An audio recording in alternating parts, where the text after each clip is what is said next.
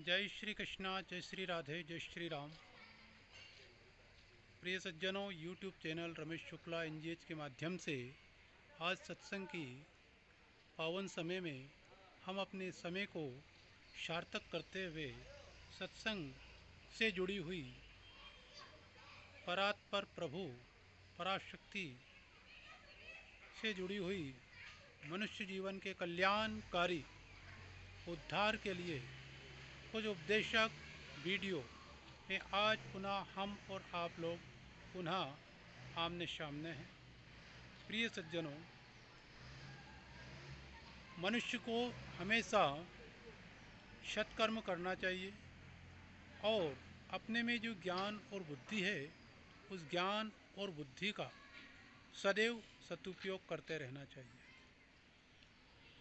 ऐसा नहीं है कि किसी मनुष्य के अंदर बुद्धि नहीं है। कोई भी व्यक्ति संसार में निर्गुणी नहीं है। सबके अंदर परमात्मा ने कोई ना कोई सा गुण अवश्य देकर इस धराधाम पर उसे भेजा है। कोई ना कोई सी दिव्य शक्ति, कोई ना कोई सी अच्छी समझ हर मनुष्य के अंदर परमात्मा ने प्रदान की है। निश्चित आपके अंदर भी कोई ना कोई सी कला छुपी हुई है, परंतु आप उस कला का सदुपयोग नहीं कर पाते, या अपनी कला या अपनी योग्यता को आप उपयोग में लाना नहीं चाहते हैं। जैसे तलवार म्यान के अंदर रखी हुई है, परंतु जब तक उस तलवार को आप म्यान से बाहर नहीं निकालेंगे तब तक उस तलवार को ना तो लोग देख पाएंगे कि वह तलवार कितनी चमकीली है, कितनी उसके अंदर धार है और किस तरह से वह युद्ध के उपयोग में लाई जा सकती है और शत्रुओं का दमन कर सकती है। आपके अंदर कितनी सामर्थ्यता है, आपके अंदर कितना शौर्य है, वो जब तक आप नहीं दिखाएंगे तब तक कोई लोग उसको नहीं जान पाएंगे। हर व्यक्ति के अंदर परमात्मा ने किसी न किसी तरह की कला अवश्य प्रदान की है। अब वह अपनी कला का कब उपयोग करता है, कैसे उपयोग करता है, ये उसको समझना चाहिए। या अपनी कला का उपयोग करना उसको स्वयं को नहीं आता है तो वह किसी सीनियर, किसी वृद्ध, किसी अनुभवी गुरु, सज्जन व्यक्ति के संपर्क में आए और उनके संपर्क में आकर फिर वो अपनी अंदर छुपी हुई शक्ति, अपने अंदर बैठी हुई कला का उपयोग कर और अपनी कलाकारी दिखाए और अपने जीवन को सार्थक करे। इस संसार में अपने आप को कभी किसी से कम मत समझिए, अपने आप को कभी किसी से कम मत आंकिए, कभी मत डरिए, निर्भय होकर रहिए और निर्भयता से अपने कार्य को करिए। अवश्य ही सफलता आपके कदमों को चूमेंगी। एक जिज्ञासु, एक दार्शनिक ने एक बहुत अच्छी बात कही थी कि संसार बहुत बड़ा है, परंतु संसार की जो यात्रा है वो बहुत लंबी है, परंतु संसार की प्रत्येक यात्रा आपके पैर के नीचे ही है। आपके कदम से ही वह यात्रा प्रारंभ होती है। आप एक कदम उठाएं। प्रत्येक यात्रा को प्रारंभ करने के लिए आपके चरण, आपके कदम और उस यात्रा के लक्ष्य तक पहुंचने के लिए आपका मना स्थिति आपके अंदर होना चाहिए, आपका साहस आपके अंदर होना चाहिए। आप उसका उपयोग करें तो निश्चित आपको सफलता प्राप्त होती है। एक व्यक्ति ने और बहुत सुंदर बात कही थी कि आप दुनिया के सर्वश्रेष्ठ व्यक्ति हैं, आप दुनिया के सर्वश्रेष्ठ व्यक्ति हैं, परंतु आपके अंदर एक ही अवगुण है कि आप अपने सद्गुण को, आप अपनी कला को व्यवहार में नहीं लाते हैं। उसका सदुपयोग नहीं करते हैं।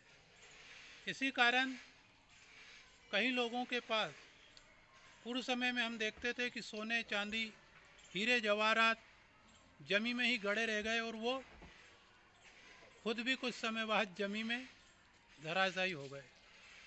अगर वो अपने उस खजाने को निकालकर उसका सदुपयोग करते तो आज उन लोगों का नाम भी स्वर्ण अक्षरों में कहीं अंकित होता।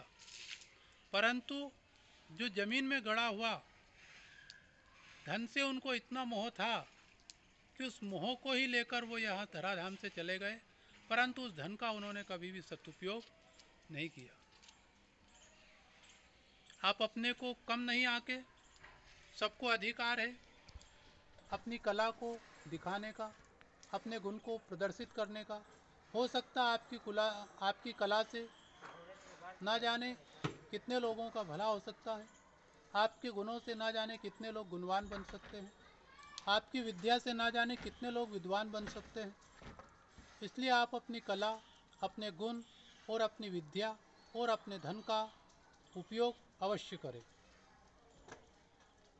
आकाश उड़ने के लिए है। इसका अर्थ ये नहीं है कि आकाश में गरुड़, चील, बाज ही उड़ते हैं या उनको ही उड़ने का अधिकार है या वो उनके ही लिए है। उसी आकाश में तितली भी उड़ती है। तितली अपनी गति से उड़ती है। हंस, चील, गरुड़ ये अपनी गति से उड़ते हैं। उड़ते तो उसी आकाश में है। लोग तितली को भी देखते हैं कि तितली उड़ रही है, वो भी लोगों के मन को मोहित करती है, वो भी मन को मोहने वाली यात्रा करती है। और गरुड़, हंस आदि भी अपनी यात्रा उसी आकाश में करते हैं। तो प्रिय सज्जनों, इस उदाहरण से ये समझाना चाहता हूँ कि उड़ने का अधिकार सभी को है। आपकी कला का सदुपयोग करने का अधिकार आपको है, करिए। जिस समुद्र के अंदर हाथी पानी पीता है, उसी के अंदर एक छोटा सा जीव चींटी भी पानी पीती है। वही पानी जो हाथी पीता है, वही पानी वो चींटी भी पीती है। समुद्र मना करता है क्या? या जो जल के अंदर तत्व है, जो जल उस हाथी ने पिया, वही तत्व उस जल के अंदर सब विद्यमान थे। वही जल हाथी ने पिया और वही तत्व उस जल के अंदर भी विद्यमान थे जो जल चींटी ने पिया। तो कहने का आविर्भाव यह है कि कभी आप नकारात्मक मत सोचिए, छोटी सोच मत रखिए कि बड़े लोग ही ये कार्य कर सकते हैं, या बड़े पंडित ही ये कार्य कर सकते हैं, या बड़े विद्वान ही ये कार्य कर सकते हैं, या बड़ा बिजनेसमैन ही उस ऊंचाइयों को छू सकता है। अरे भाई, आप जिस स्तर पे है उसी स्तर से आप अपने कार्य को प्रारंभ कीजिए। एक दिन वो आएगा कि वो बड़े लोग आपकी तारीफ करेंगे और आप उनसे भी आगे निकल जाएंगे। ये मन बनाइए, ये इच्छा करिए। अगर ये इच्छा, ये मन आपका बलवान है, करने के लिए सामर्थ्य है, तो आप सब कुछ पा सकते हैं। और अपने ज्ञान पर, अपने शास्त्रों पर, अपने पुराणों पर, अपने अनुभव पर शोध करते रहना चाहिए। ऐसा नहीं है कि गीता किसी ने लिखी है तो अब उस गीता को जो उन्होंने लिख दिया है उससे आगे कुछ नहीं है। रामायण जिनने लिख दी उससे आगे कुछ नहीं है। भाई, जिन्होंने लिखी उनको सत सत कोटि कोटि नमन है।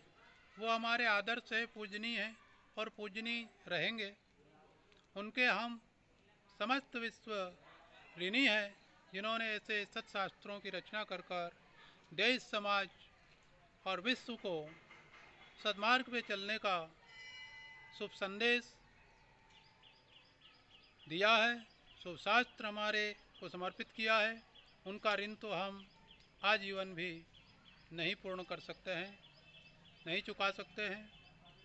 परंतु इसका अर्थ यह नहीं है कि गीता पर हम शोध नहीं करें, अपने अनुभव पर हम शोध नहीं करें, अपने ज्ञान पर हम चिंतन नहीं करें। उसका हमको अधिकार है।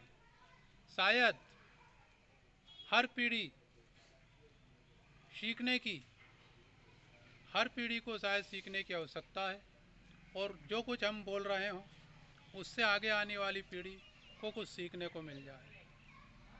एक किसान खेती में फसल पैदा करता है तो वह एक साल ही बोकर नहीं रह जाता, दूसरे साल पुनः बोता है, और ज़रूरी नहीं है कि पहले साल जितनी फसल निकली थी उतनी ही निकले।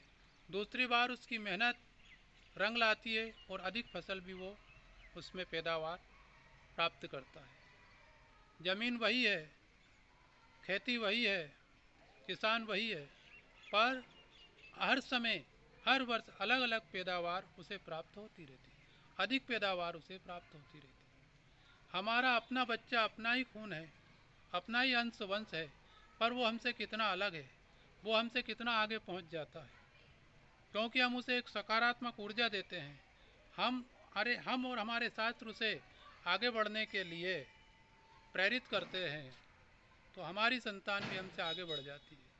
समस्त महात्मा, संत, ऋषि, मुनि, साधु, सभी पंथी और पंथों पे चलने वाले सभी गुरुजन और उनके अनुयायी संतजन, सत्संगी हमेशा अपना अपना अनुभव बताते रहते हैं, अपने अपने विचारों का आदान प्रदान किसी भी माध्यम से, कथा के माध्यम से, सोशल मीडिया के माध्यम से, चैनल आदि के माध्यम से हम तक, संसार तक पहुंचाते रहते हैं।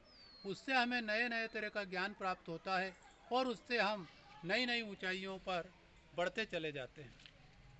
इसलिए ये वीडियो उन लोगों के लिए है जो निराश होकर बैठ गए हैं, जो अपनी कला का उपयोग करना नहीं चाहते हैं, जो अपने ज्ञान का सदुपयोग नहीं करना चाहते हैं, अपने ज्ञान को प्रकाशित नहीं करना चाहते हैं, अपने ज्ञान को बढ़ाना नहीं चाहते हैं, अपने ज्ञान को दूसरों तक पहुंचाना नहीं चाहते हैं। हो सकता है आपके अंदर ऐसी कोई कला छुपी हो, जो कला किसी छोटे से कलाकार को भी उस कला के बहुत बड़े मंच तक पहुंचा सकती है। हो सकता आपकी वाणी से ना जाने कितने लोगों का कल्याण हो सकता है, ना जाने आपकी विद्या से कितने लोग विद्वान हो सकते हैं, ना जाने आपके ज्योतिष शास्त्र से कितने ज्योतिषी बन सकते हैं। तो हमेशा आप सोशल मीडिया पर आइए, आप अपने अंदर जो कला, विद्वत्ता, विद्या, ज्ञान है उसे प्रचारित कीजिए, उसे प्रसारित कीजिए। और संसार बहुत बड़ा है, संसार में बहुत अधिक लोग हैं, जिज्ञासु है, जानना चाहते हैं। जो जिस विषय को जानना चाहता है, उस विषय के आप ज्ञाता है, तो उस ज्ञान को आप वहाँ तक पहुँचाइए, जिससे वह ज्ञान भी आपका विष नहीं होगा। कहते हैं कि शास्त्रों को नहीं पढ़ने से शास्त्र विष हो जाते हैं, भोजन के नहीं पचने से भोजन विष हो जाता है। इसलिए इनको विष मत बनाइए, इनका विश्वास के साथ सदुपयोग करिए। और मुझे विश्वास है पूर्ण कि आप इस वीडियो को देखकर निश्चित ही आपके अंदर वो स्फूर्ति, वो चेतनता, वो शक्ति जागृत होगी जो हनुमान जी महाराज को जागृत किया जामवंत जी ने।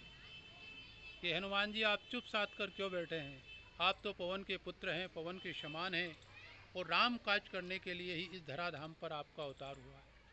जब हनुमान जी महाराज को जामवंत जी ने चेताया तो उठ के खड़े हो गए और कहने लगे, मैं इस 400 को समुद्र, 800 मील 1200 किलोमीटर के समुद्र को मैं लांघूंगा, मैं उस पार जाऊंगा और माँ सीता की अन्वेषण खोज कर मैं आऊँगा। और चल दिए।